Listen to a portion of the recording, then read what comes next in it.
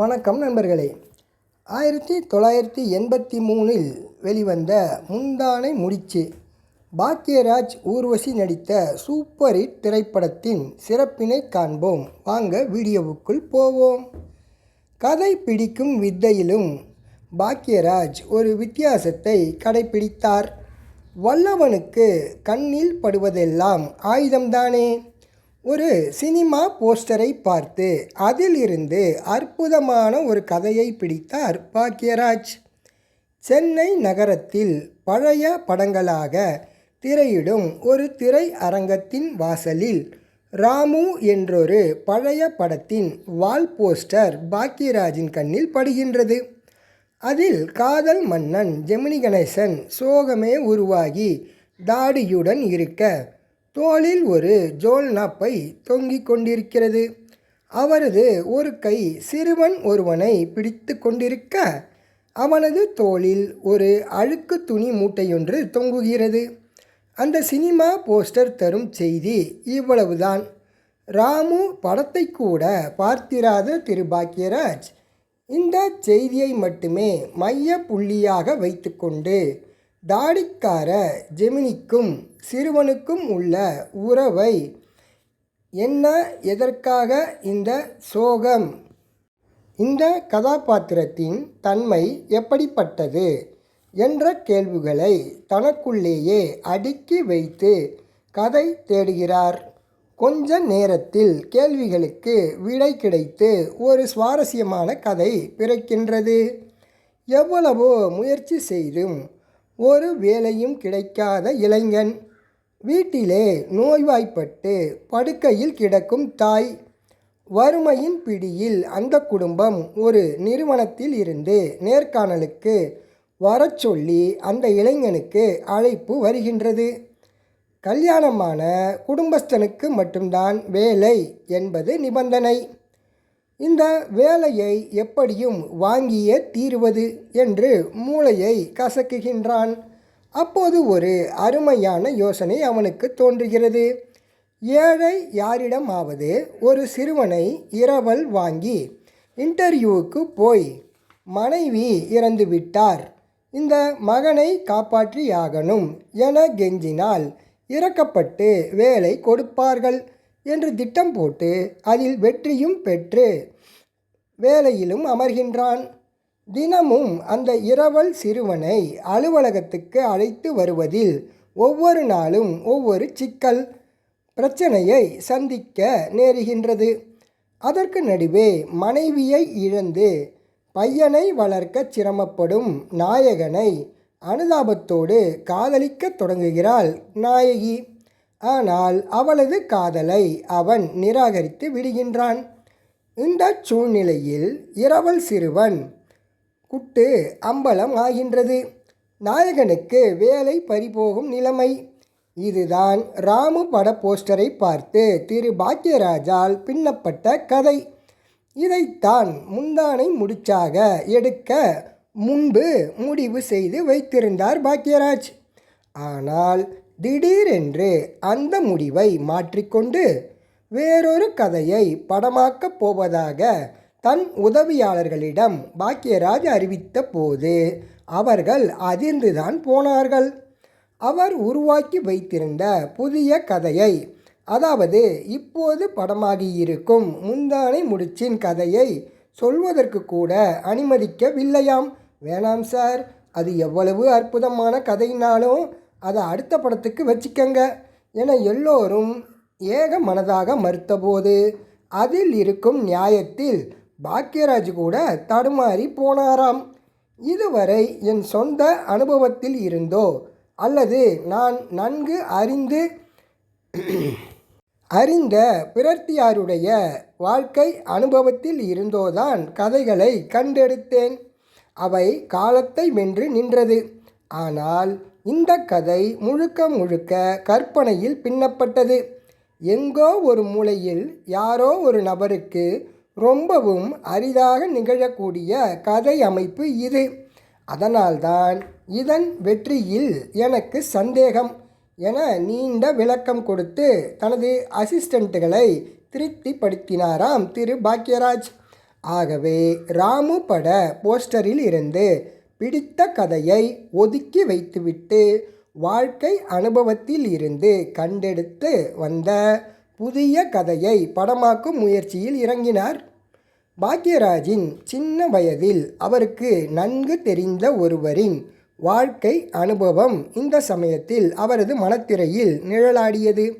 பாக்யராஜுக்கு பழக்கமான அவர் மனைவியை இழந்தவர், ஒரு குழந்தைக்கு தந்தை. இளம் வயசுக்காரரான அவரது சம்மதம் பெறாமலேயே குடும்பத்தாரால் கட்டாயப்படுத்தி இரண்டாவது திருமணம் செய்து வைக்கப்பட்டது.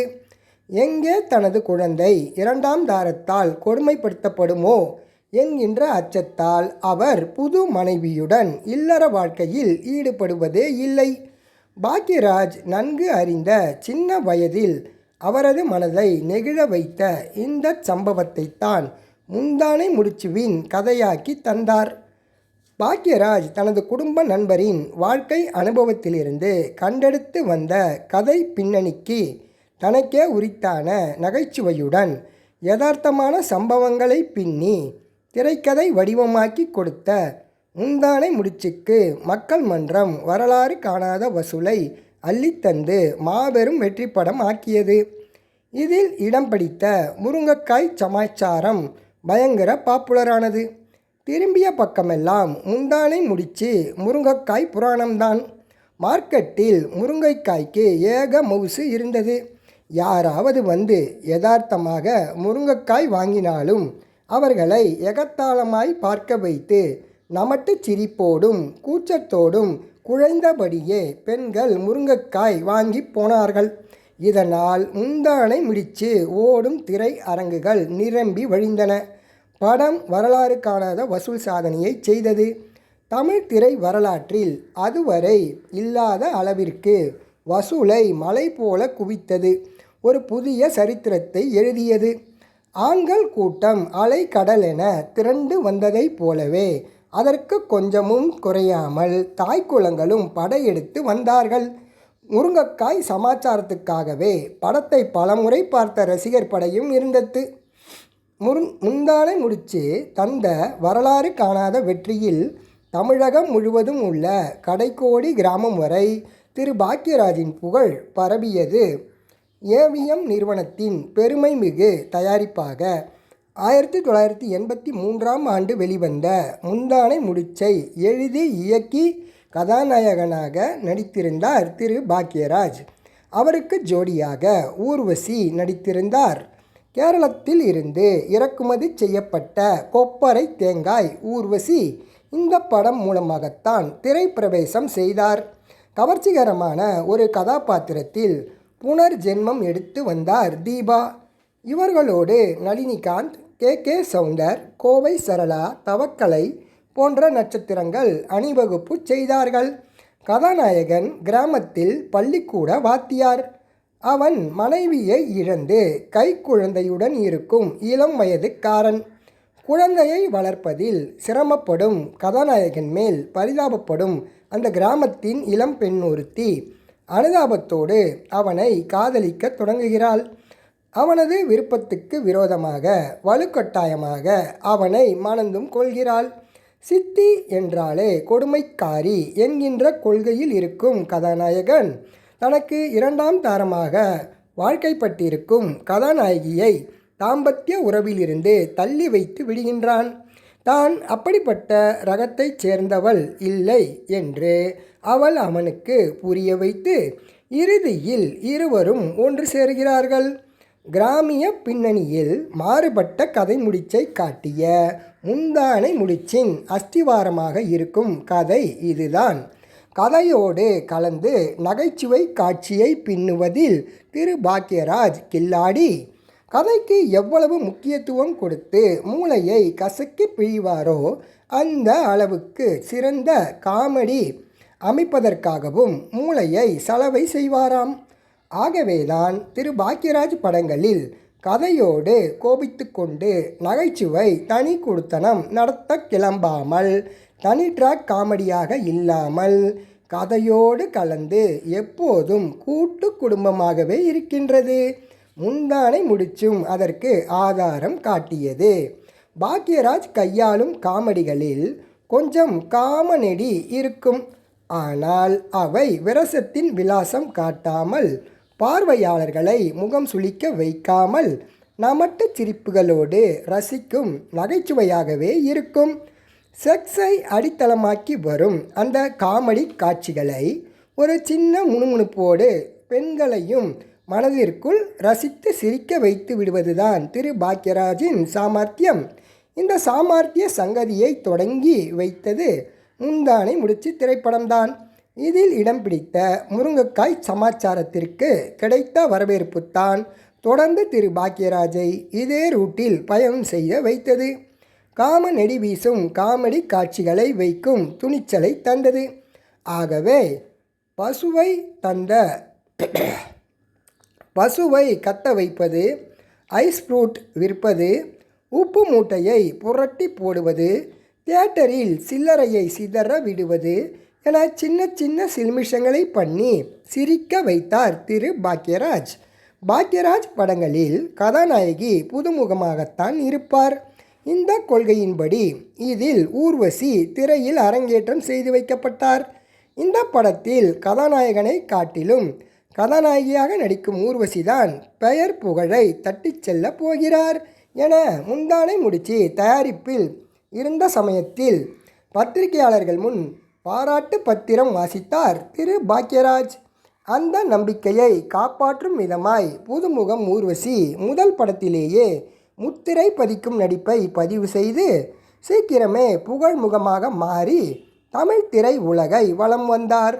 கவர்ச்சி கவசம் அணியாமல் திறமையை மட்டுமே விதைத்து செழித்து வளர்ந்து புகழ் அறுவடை செய்து கொண்டு நடிப்பு திறன்மிக்க நடிகைகளின் பட்டியலுக்குள் தன் பெயரையும் எதிர்காலத்தில் பதிவு செய்தார் திரு ஊர்வசி. தமது படத்தில் கதாநாயகி புதுமுகமாக இருந்தாலும் மற்ற நட்சத்திரங்களை புகழ் முகங்களாகத்தான் ஒப்பந்தம் செய்வார் திரு பாக்யராஜ்.